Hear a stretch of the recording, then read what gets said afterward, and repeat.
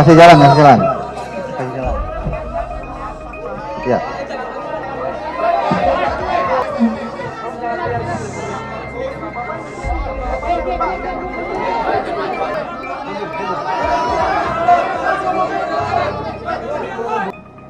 Terhadap terlapor Muhammad Rizky, ini statusnya sudah dinaikkan sebagai tersangka.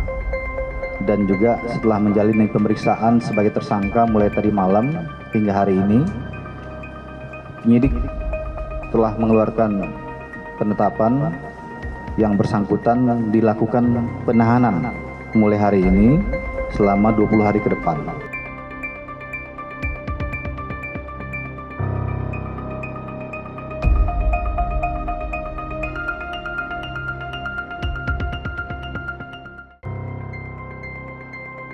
Dia bergerak, jadi nengok kanan nengok kiri itu kayak mencari pegangan. Itu penanda nggak tenang sih, penanda stres. Kenapa stres itu muncul? Karena adanya perbedaan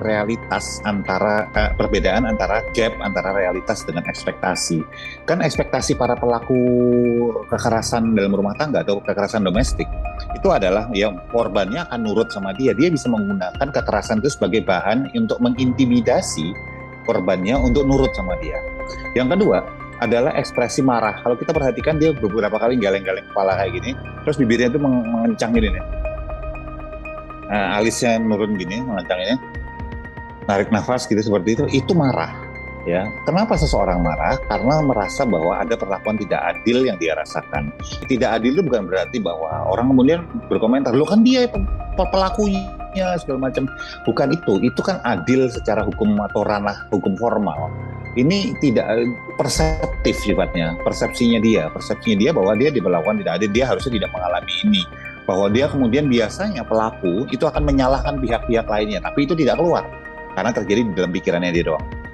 Yang ketiga adalah perasaan takut yang ketika dia agak nengok kanan kiri juga, terus kemudian menarik bibirnya agak ketarik ke pinggir, tegang itu di samping kanan kiri, kemudian mukanya itu kayak mau nangis gitu.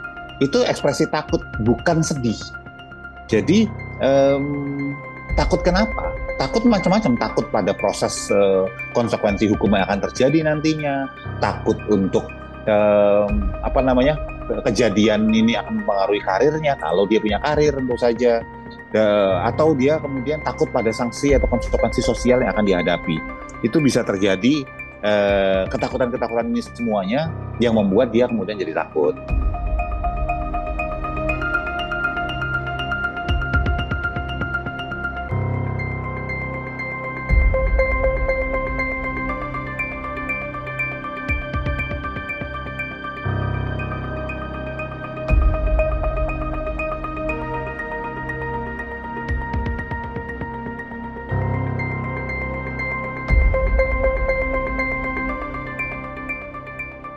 Jalan.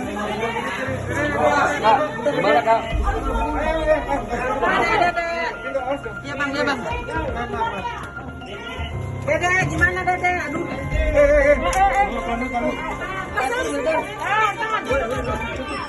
Dede mau cabut laporan ya? Dede Lesti. Apa, bentar dong. Kasih dikit Abang. Kasih dikit aja. Kasih dikit aja, Bang. Kagak ada. Belum, mukanya enggak kelihatan, Bang.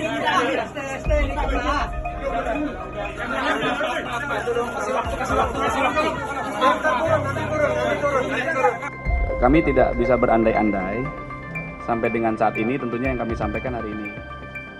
Sampai dengan saat ini kami masih melakukan proses penyidikan tindak pidana. Ya, itu di luar ini ya, di luar unsur pidananya lah itu ya, di luar unsur pidananya.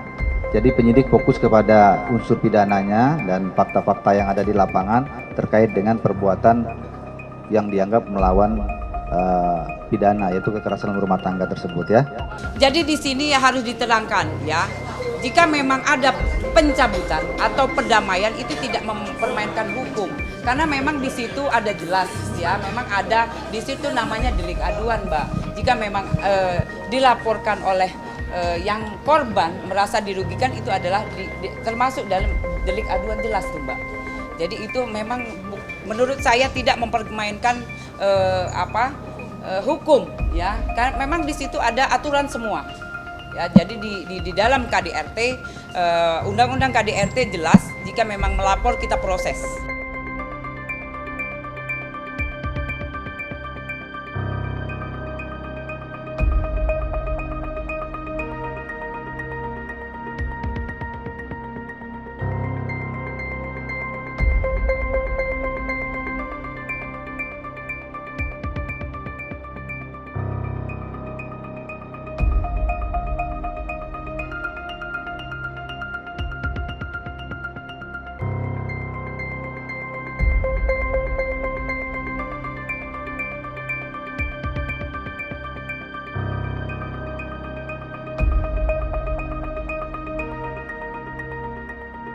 Alhamdulillah banget lah, Mami juga ketemu sama Lesti, kasih support dan memberitakan bahwa berita yang beredar di luar sana ya, tentang Bilar itu hoax 1000%, bahkan Mami bisa jamin demi Allah, Mami bilang gitu. Jadi ya hoax yang berita kemarin tentang hubungan Mami waktu itu yang diberitakan yang sebelum-sebelumnya. Jadi semuanya baik-baik aja. Oh ya, senang sama Mami, ketemu Mami senang, happy gitu.